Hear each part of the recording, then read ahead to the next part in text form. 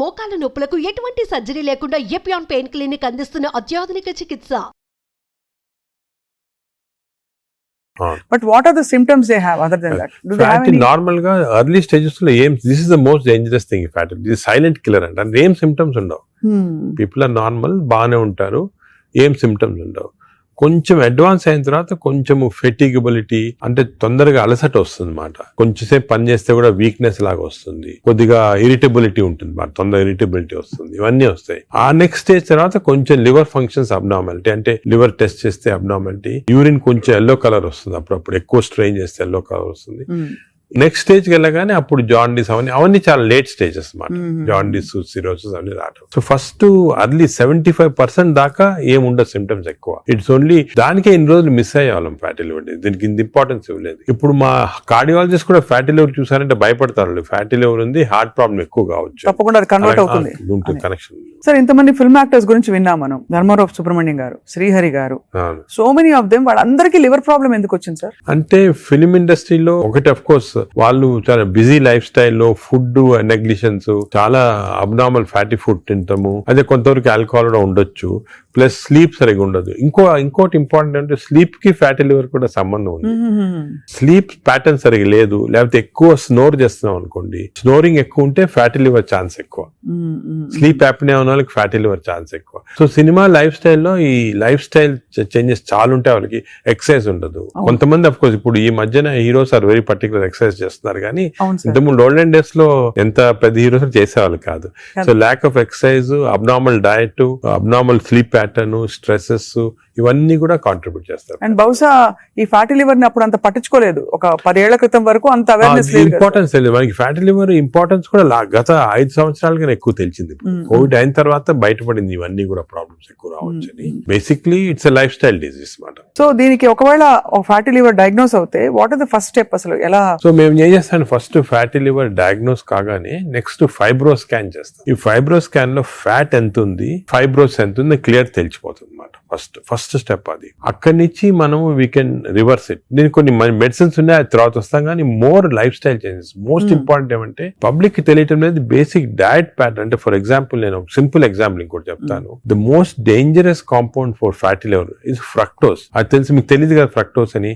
Fructose అంటే మన sugar లో గ్లూకోజ్, ఫ్రక్టోస్. అందరూ గ్లూకోజ్ డేంజరస్ అని, గ్లూకోజ్ కన్నా కూడా fructose is more dangerous. Fruits లో ఉండేదండి అంతే కదా సార్? దాంట్లో ఏమంటే ఫ్రూట్ జ్యూస్ అనుకోండి, అందరు చిల్డ్రన్ కి మనం చిన్నప్పటి నుంచి ఫ్రూట్ జ్యూస్, ఆరెంజ్ జ్యూస్ తాగండి అంటాము. That is the most dangerous thing.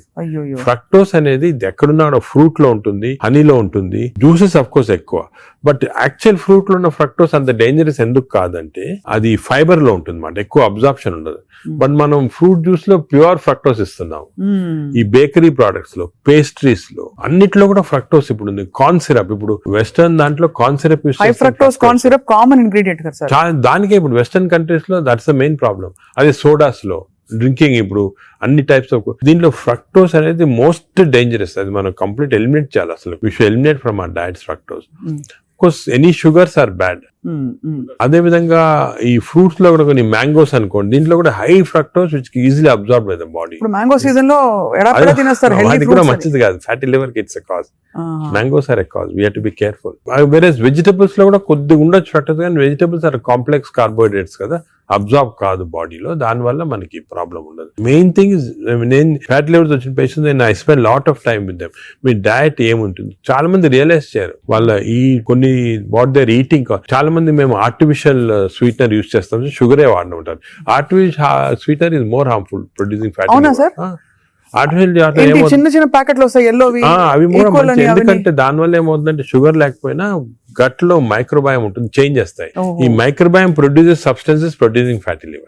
So it నుంచి అయినా అట్ నుంచి అయినా ఫ్యాటీ లివర్ దగ్గరకు వచ్చేస్తుంది. దానికే మనం ఏం చేయాలంటే ఆర్టిఫిషియల్ స్వీట్నర్ కంప్లీట్ ఆపమని చెప్పేస్తాను నేను వాళ్ళకి. అదే కొంతమంది మేము కాఫీ తాగుతామని మంచిది అంటే కదా లివర్ కంటే, కాఫీ పాలతో తాగితే మంచిది కాదు. Black coffee 2 cups every day. 2 cups every day is very good for fatty liver. అదే విధంగా you take ginger and turmeric tea, అంటే హాట్ వాటర్ లో జింజర్ గానీ టర్మరిక్ వేసుకొని తాగితే that also is very good liver మాట. అది కూడా చాలా మంది రియలైజ్ చేయరు. గ్రీన్ టీ కొంతవరకు మంచిదే. ఇటువంటి సబ్స్టెన్స్ ఆర్ గుడ్. వేరే ఆల్రెడీ ఫ్యాటీ లివర్ ఉన్న వాళ్ళకి ఆల్కహాల్ కొంచెం క్వాంటిటీ తీస్తే కూడా మంచిది కాదు. చాలా మంది రెడ్ వైన్ మేము తాగుతాం సార్ హార్ట్ కి మంచిది అంటారు. రెడ్ వైన్ వల్ల లివర్ చెడిపోతుంది. ఆ లివర్ వల్ల హార్ట్ కి మంచిది కాదు. నీకు రెడ్ వైన్ తోటి బెనిఫిట్ రావాలంటే నిజంగా హార్ట్ కి you to drink 5 liters of red wine every day. 5 liters అంటే యాంటీ ఆక్సిడెంట్ దాంట్లో ఉంటుంది అనమాట. ఆ యాంటీ ఆక్సిడెంట్ క్వాంటిటీ మీకు బెనిఫిట్ రావాలంటే 5 liters. దాని వల్ల anti oxidant available as tablet. You can buy the tablet and take. 5 liters example ఒక రీజన్ వచ్చేసింది మాట red wine. Sir snake wine అని ఇప్పుడు వస్తోందట చైనాలో. అవునవును. ఆ స్నేక్స్ వేసేసి అదేదో లాంగివిటీ పెరుగుతుందంట అది అంటారు కానీ అదంతా కూడా సబ్స్టాన్షియేటెడ్ కాదు. No scientific evidence for that.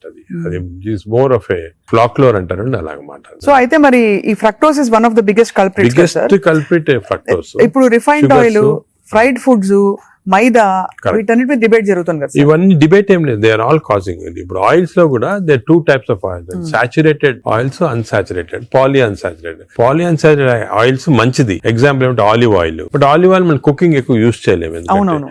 Second rice bran oil is very good. Rice bran oil cooking use చేస్తాము. Cooking that is very good oil. Third type of oils ఉన్నాయి కదా. ఇప్పుడు కొంతవరకు ఈ సాచురేటెడ్ ఆయిల్స్ అంటే ఎక్కువ ఉండేది palm oil, coconut oil, Saffola oil కూడా మంచిదే, కొంచెం అన్సాచురేటెడ్ ఫ్యాటీ యాసిడ్. సో ఈ ఆయిల్స్ లో మన కుకింగ్ ఆయిల్ చూసుకోవాలి.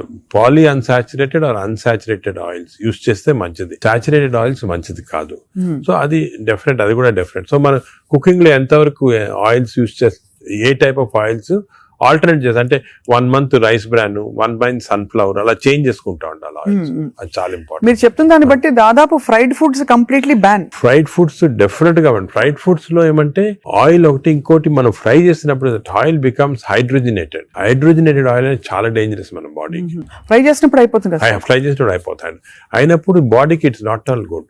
ఇంకోటి ఏమంటే సేమ్ ఆయిల్ రిపీట్ చేస్తానే ఉంటారు. ఇప్పుడు బయట రోడ్ లో మిర్చి బజ్జీలు తింటుంటారు. ఆ 1 month సేమ్ ఆయిల్ ఉంటుంది. That oil is totally dangerous. బాడీకి డైరెక్ట్ గా వెళ్ళిపోతుంది ఫ్యాట్ కి. Air fryer sir, air fryer is better అంటారా? ఎయిర్ ఫ్రైయర్ డెఫినెట్ గా ఇప్పుడు want to eat fried food, air fryer is better. అది ఎయిర్ ఫ్రైయర్ లో కూడా స్మోక్డ్ ఇది వస్తుంది అనమాట. అది దట్ ఈస్ డెఫినెట్లీ బెటర్. అదే విధంగా యూజింగ్ ప్లాస్టిక్స్ కూడా, ఎస్పెషల్లీ హీట్ చేయడానికి మైక్రోవేవ్ లో కూడా ఒక ప్లాస్టిక్స్ యూస్ చేస్తారు. అది కూడా మంచిది కాదు. ఈ ప్లాస్టిక్స్ మైక్రో ప్లాస్టిక్స్ అవుతాయి అన్నమాట. మనం తిన్నప్పుడు మనకి తెలియదు. ఈ మైక్రో ప్లాస్టిక్స్ బాడీకి వెళ్ళిపోయి that also causes fatty liver. అవునా సార్? మైక్రో ప్లాస్టిక్స్ వల్ల కూడా మంచిది. సో ఎస్పెషల్లీ మీరు ఈ ఫుడ్ బయట నుంచి ఆర్డర్ చేస్తారు, ప్లాస్టిక్ దాంట్లో వస్తుంది, దాన్ని ఓవెన్ లో పెడతారు, తింటారు. That causes microplastics and causes that is something nobody. నువ్వు క్యాన్సర్ గురించి అనుకుంటాం కానీ ఫ్యాటీ లివర్ వస్తుందని ఎవరికి తెలియదు. That is also very problem. Second, ఇంకోటి సర్ప్రైజింగ్ థింగ్ రీసెంట్ గా మనం air pollution also is producing fatty liver. Air pollution ఇప్పుడు కొన్ని సిటీస్ లో మన దేశంలో ఎయిర్ పొల్యూషన్ ఎక్కువ. సాయంకాలం బయటకు వెళ్ళారు, ఎయిర్ పొల్యూషన్ వెళ్ళారు, రూమ్ లో కూర్చొని తాగుతారు, డ్రింక్ చేస్తుంటారు అనమాట. ఎయిర్ పొల్యూషన్ బయటకు, ఎయిర్ పొల్యూషన్ డ్రింక్ 2 ఎఫెక్ట్ వచ్చి కంప్లీట్ లివర్ చెడిపోతుంది. అంతే. So air pollution is not all చాలా డేంజరస్ లివర్ కి. అది కూడా దట్ కెన్ కాజ్ ఈ పార్టికల్స్ ఉంటాయి కదా, అవి లివర్ లో ట్రాప్ అయిపోయి దాని వల్ల ప్రాబ్లమ్ వస్తుంది.